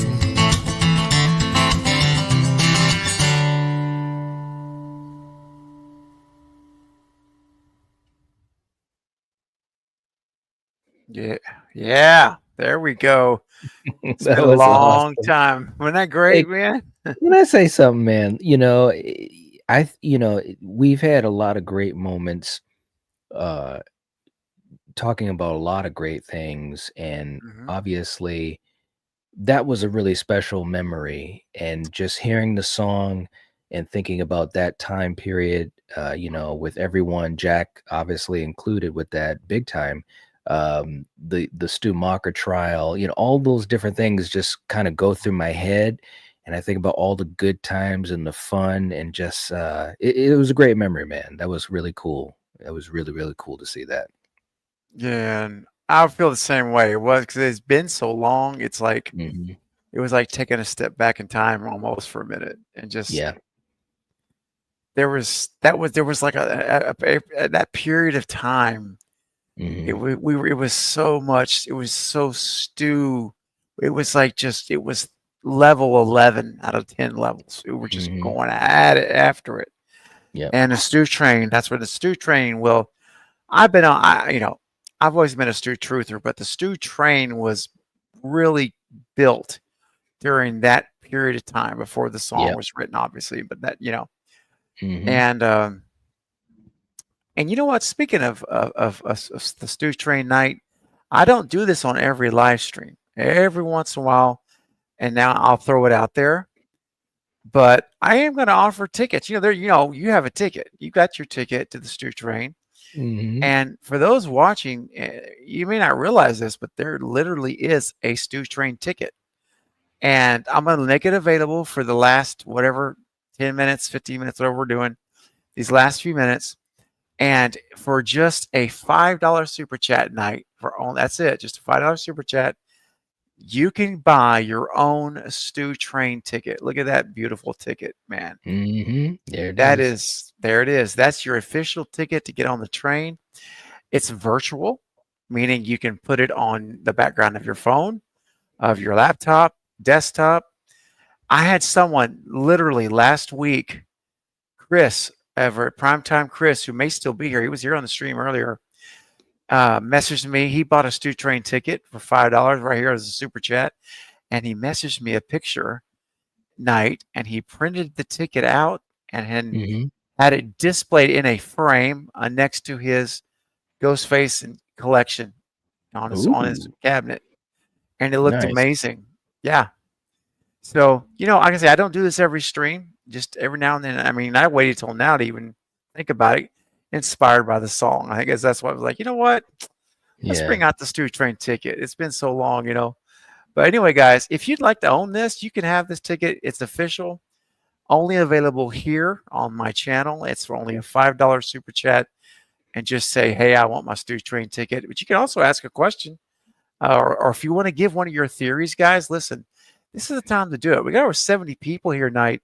I know there are theories abound, right? There are theories abounding in this chat. And so you can actually not only get a Stu Train ticket, but you can share your theory with everyone here. Now we're up to almost 80 people. Again, you can share your theory right now, and everyone will see it. Everyone who watches this tomorrow, the next day from, they'll all see your theory. That's right. And so you can get all that with a $5 super chat right now for as long as we're on the stream for these next few minutes. So, all right, there it is. Let's go throw that out there. If it just felt like it was the right time. That's right, Ramona. There you go. That's right. It's right next to your picture of Matthew Lillard. Exactly. That's Chris and Ramona are the ones who sent me the picture. Good job, Ramona. That's so cool. And hey, DJ says, I want my ticket. All right, DJ, you got it. All you need to do for me, DJ, is send me a message on Instagram, on X, or email me at cravensomething.scary@gmail.com. And if you any of those three, and just say, hey, it's DJ, I'm claiming my ticket, and I will send it right back to you, buddy. All right. So thank you so much for your super chat and claiming your Stu Train ticket.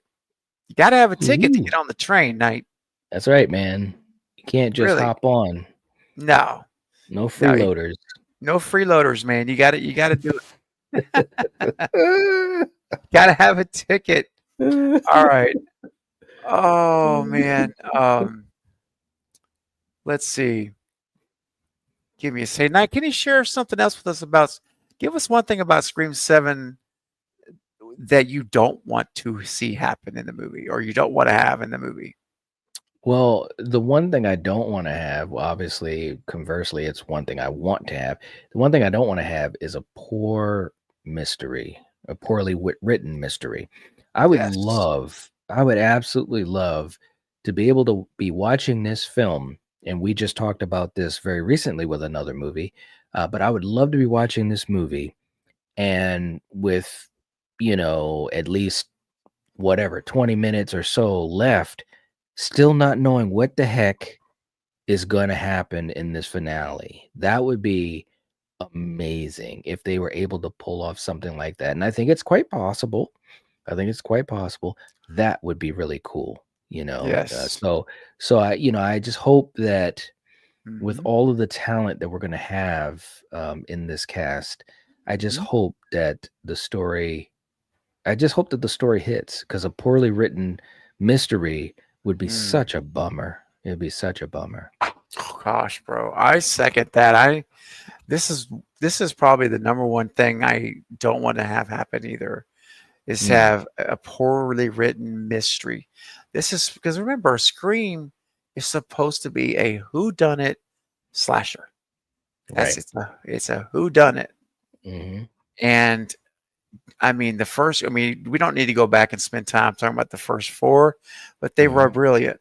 They were brilliantly done Yeah. mysteries, every one of them. And Hmm. gosh, dude, I want that Scream 4 feeling when you're watching there at the Mm, third act and you're at the very end and you still don't know what's going on. Like yeah.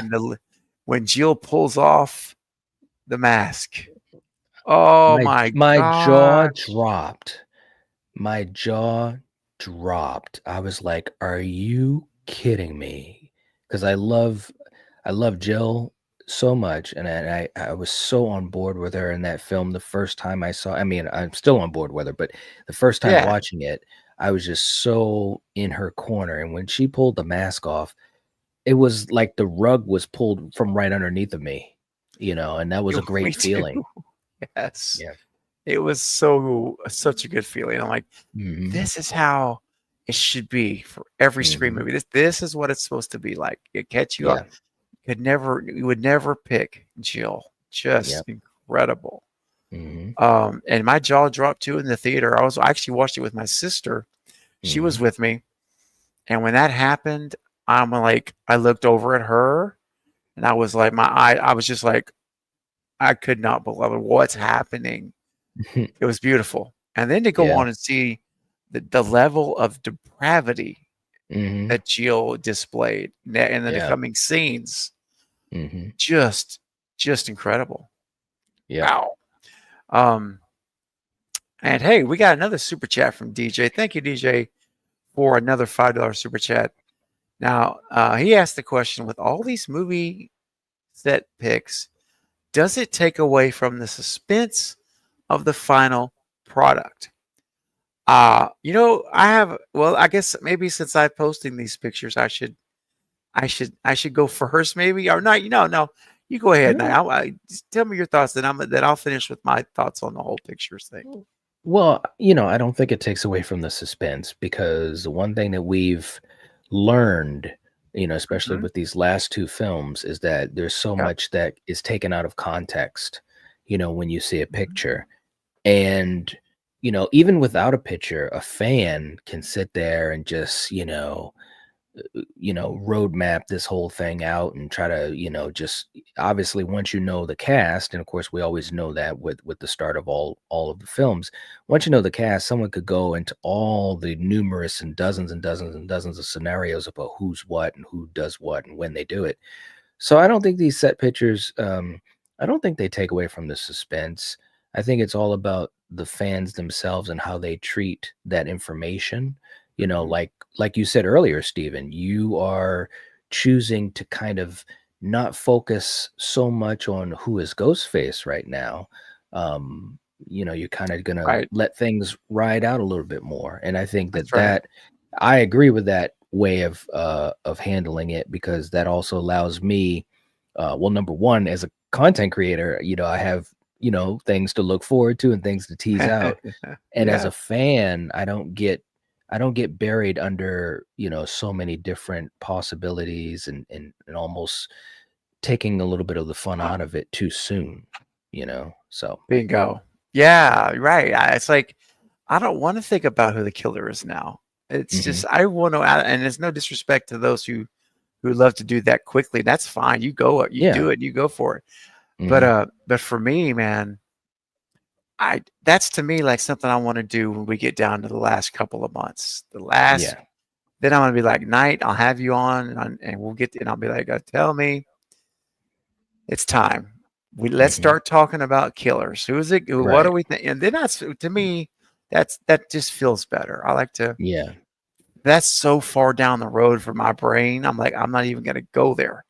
Mhm. Like, I'm just gonna take in everything as it comes, one day at a time, Yep. and just like you say, theorize, talk about it, and just as a content creator, like you say, it's gold because we can theorize for months and months on this stuff. I mean, really can. Mhm.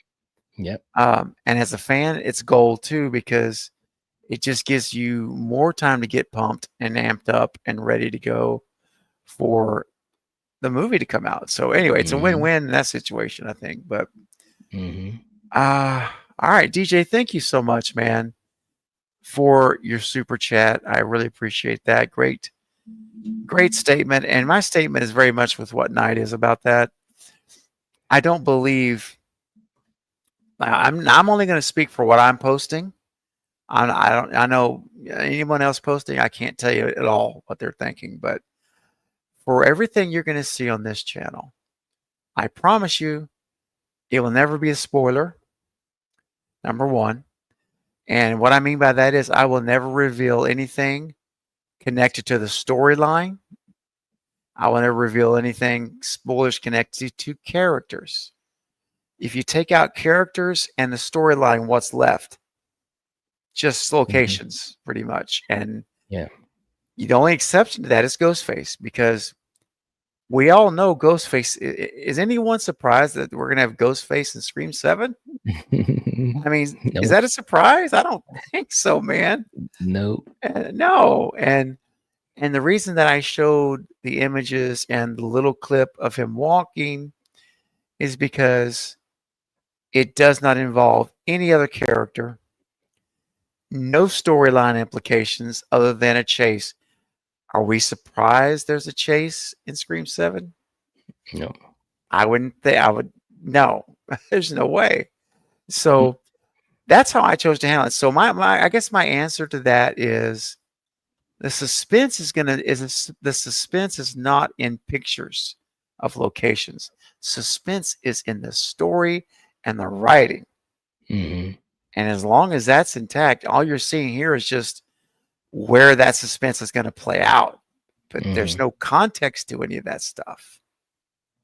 Right? So that's kind of where I'm coming from of the pictures I post.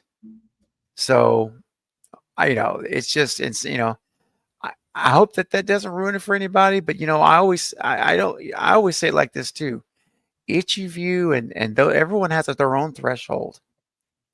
And one thing, Knight, I will clearly say in the title and thumbnail what you're watching or what you're about to watch. Right. Yep. I made a point to that title. I even called you on the phone. Remember, we talked. Mhm. I'm like, the title is First Images of Ghostface. I can't be any Mhm. clearer than that. Right. So if that seems like a spoiler for someone and they watch the video, I mean, now you help me out here. There has to be some accountability on the watcher. Right. Yeah, absolutely. There has to be. Yeah, as it should.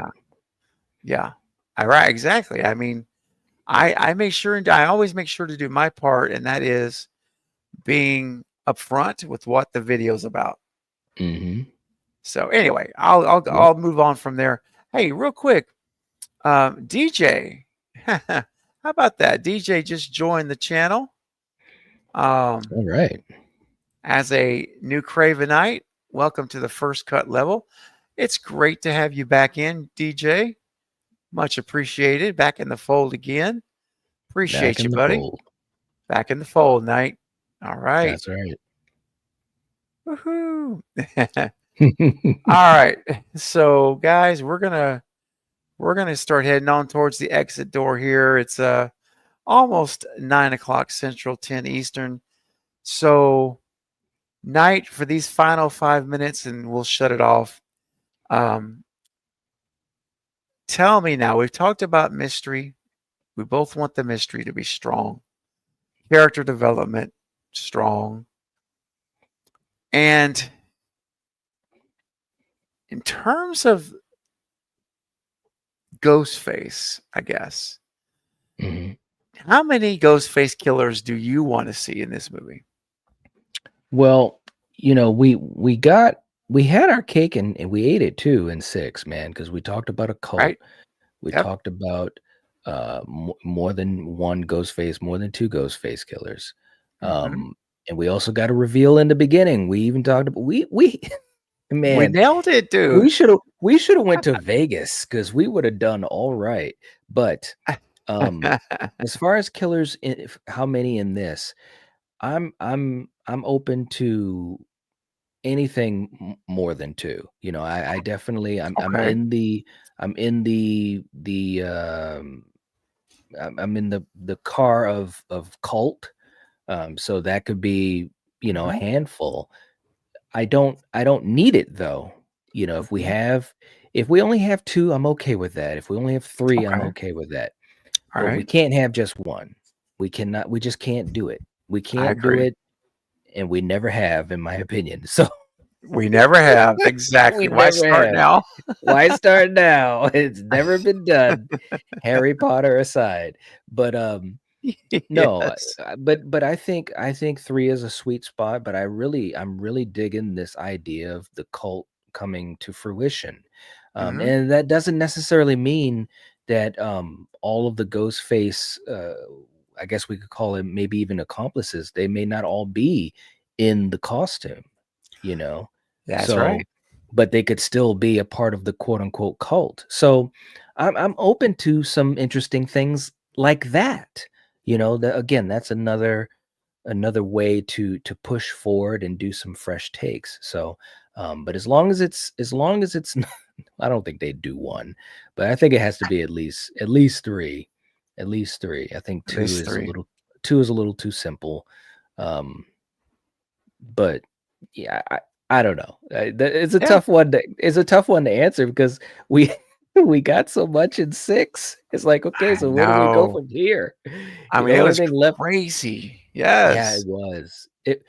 When we saw it in the theater and Tony took off the mask, I saw people in the further up in the front of the theater like go like this and what? Oh my, it was crazy. And I think that was some of that magic that 6 did have is doing things like that. So, again, Kevin is smart. Everyone on board is smart. I think they know that this fan base is rabid, and I think they're going to try to continue to push the envelope in any way that they can while still making a good film that can honor Wes's legacy. So I think this idea of the cult, I'm telling you, it's on the table for me. Me too. And it was there in 6, as you said. We talked about it here many times and on your channel as well. The whole Tony, or was it Jason and Greg? Or Jason and Greg, the character. Yep. They absolutely, in my mind, that solidified the cult completely. Yeah. Oh yeah. They were wanting to finish Richie's movie. This has nothing to do with the Baileys and or the Kirschers, I should say. Right. But yeah, no, that to me, I'm like, oh my gosh, we just got proof of the cult. And then of course, then I was ready for Stu of the whole movie. And then we get the aged mask. I'm like, oh my gosh, it's gonna happen. Right. Yeah. And then it was like wah, wah, wah, wah. And then Bailey shows up. Yeah, it was me. Yeah, it was me. Of course it was me. Of course it was me. Did you die? Did you die? Did you die? Bro, overacting. I'm Batman. Just like, dude, you just reel that back. You're not Laurie Metcalf. I know. She's the only one that pulled that off. And, you just got to reel that in. One thing I do want to clarify here real quick though. Mr. Beer posted and said, "Truth be told, we don't know these first images are really Ghostface. Could be stab movie footage. Could be Fool's footage." Mr. Beer, all I can tell you is that this is something I am extremely confident of. This is not stab footage. That's all I'm going to say. I've seen more to this footage than I'm showing, and I'm not going to show because I'm not doing spoilers. But that's one thing I can totally tell you. This was actually Scream footage. That's all I can say without saying anymore.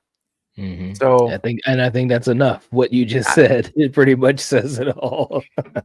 I think so. I hope so. Oh gosh. Well, guys, listen. This was an amazing night of Scream Talk for 2 hours. It's been so much fun.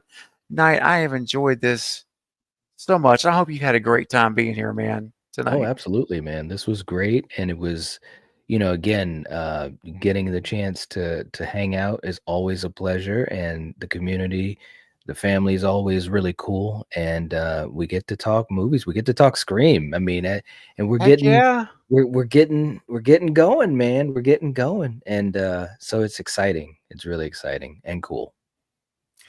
Well, I feel the same way. And there's going to be so many more. We're gonna have so many more of these, dude. I'm just so excited. And Sarah, yes, another reminder, guys, if you're here and you are not yet a subscriber to Knight's channel, what are you doing? I gotta close my eyes with that one. What are you doing? You got to go join over there and become a subscriber, a channel member, and you're going to love the content if you haven't seen it yet. And if you're watching this on a replay a month from now or a week from now, and you're like, you're not familiar with my channel or maybe Knight's channel either, I want to tell you right now, go subscribe to the Night Watch Zone. Just amazing material and content. And whether it's live streams or video series, he's got all of it's wonderful. You'll love it. So trust me, go do and go subscribe and watch it. Okay. Thanks, man. And thank you. You're welcome, bro. Man, seriously. And if you're here and you're new to this channel, I would appreciate you subscribing. And we are a community that is very much a shared, intertwined community, I would say, Knight. And Yep. You'll meet people here that may not be in Knight's community, and I know you'll be vice versa. But a lot of people you're going to meet are going to be on both streams. And so it's really fun, and you get to know people. So absolutely. Yeah, you got to do it. Mr. Beer says, I didn't mean it like I was questioning you, Steven. My apologies. No, man. It's all good. It's all good. But I just brought that up because I wanted to make sure that you guys know that, like, if I say I'm posting this, you can trust me. All right. Because my credibility, Knight, I know, and I know you know the same, you feel the same as a content creator. Our credibility is for me, that's the number one currency. Right. Is our credibility. And so no worries, Mr. Beer. I'm not mad at you, buddy. You're good. No. It's all good. And thank you, Jason, for giving a thumbs up. And guys, if you haven't done so, please do smash the thumbs up button as we're heading out. I'd appreciate it. It always helps the stream in replay mode to go further. So, all right, Knight, I'll meet you backstage in seconds. And all right, I want to thank, first of all, everyone who was able to donate to the channel. Thank you. And who became members tonight. I want to thank Sarah and Julie for doing an amazing job moderating tonight's chat. Thank you so much.